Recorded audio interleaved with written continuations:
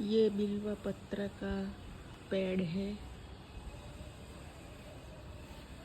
आप इसमें 3 पत्ते देख रहे हैं, पर मैं आपको एक डाली ऐसी बताऊंगी जिसमें 5 पत्ते हैं।